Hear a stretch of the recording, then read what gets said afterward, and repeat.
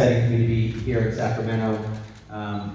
In this role as someone who grew up nearby, I went to public schools here, I went to Pershing Elementary School, and Winston Churchill Middle School, and Bella Vista High School. My parents worked for the state of California, and I used to, they would take me to work sometimes, but I'd look at the Capitol and wonder who was inside, how they got there. I didn't see anyone who looked like me, so to be in this role today is an honor and a privilege, and I'm excited to join you for our conversation. Thank you. Hate crimes. Obviously, to have the number of hate crimes and the rate of hate crimes go down year over year, even if it's by single digits, is good. Any decrease in hate crimes, any lowering of hate crimes is a positive, but doesn't tell the full story, doesn't give the full picture. We need to look at different segments and different groups, and some are having different experiences. For some, including our LGBTQ plus community, our Muslim community, our Jewish American community, hate crimes went up year after year, and that is from historic highs. So that does not paint the picture that we want.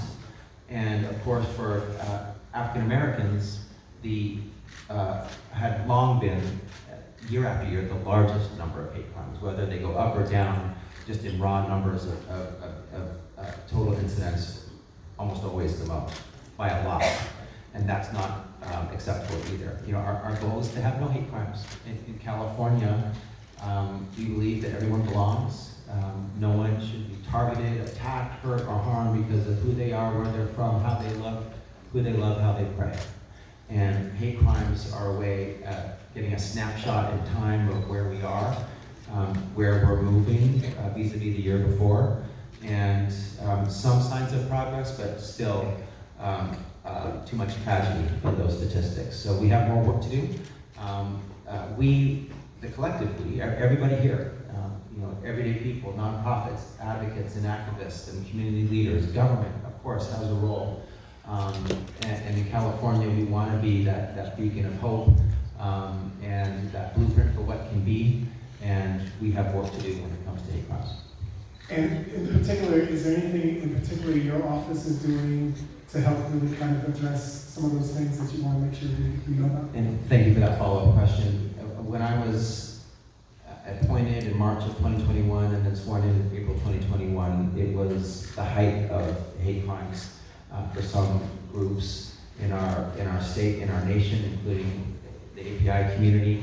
Hate crimes against African Americans continue to be at unacceptable levels. And so one of the first things I did, I think I did it my first or my second day, was we launched our Racial Justice Bureau to call out racial injustice in California, to plant the flag and say we will not tolerate it, we will fight against hate groups and hate incidents and hate crimes. And we also wanted to turn that into more specific actions. We launched a series of roundtables with big city mayors and community leaders in those cities. We went up and down the state talking about what's working in your community, what the challenges are, how can we scale the things that are working, what do you need to be more successful in combating hate incidents and hate crimes. We encourage prosecutors to have a hate crime unit that works with community members in impacted communities and provides support and healing to victims, and will bring hate crime charges when the very difficult to prove hate crime elements are present.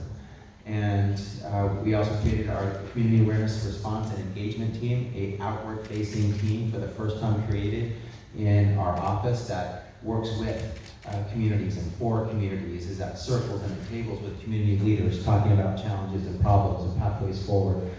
So we launched quite a few initiatives. We also provided guidance to law enforcement on how to identify and investigate hate crimes. Sometimes the underlying crime is identified, but not the hate part. Sometimes it's swept under the rug or not seen or not prioritized, and we wanted folks to see that part of crimes as well. So a lot of different ways to get at it. There's no single cure-all, no panacea. It's a collective approach, many actions, all of which make progress together, really making a dent in hate crimes in California. Gotcha. And I do want to move on, but I do want to ask one other question. Since we're sitting in a room of ethnic media publishers throughout the state of California, what can we do, and how can your office work with these outlets throughout the state to kind of help that fight? there's a couple things that we've learned are ongoing challenges. One is reporting. Folks will report a hate crime to someone they trust, or if there's not someone they trust, they won't report it. And so it goes unreported, unknown about, unaddressed, and law enforcement is sometimes a trusted entity to report to, sometimes not, depending on the individual, their relationship, their level of trust that's been built or not over time with law enforcement. Nonprofits have built and earned trust over long periods of time. Many of you in this room with your audiences and those who follow you have built trust. So providing information on where people can reach out for resources to report crimes, to get support, to get follow-up on potential prosecution, but also on healing, where victims can find support that's culturally competent, that's trauma-informed. So resources. Sometimes people know they have a problem, but they don't know who to turn to, where to go, and the ethnic media can be a source of very treasured and valuable resources. Education is another place where we need to do more. Things like ethnic studies, circles of cross-cultural understanding. We've seen progression where a hate incident, which is an act which is not criminal but has hate embedded in it, can, if not addressed, can grow to actually be a hate crime. And so we want to address through education the hate incidents before they become hate crimes and provide intervention at that level. That's another place where the resources can be shared through the ethnic media.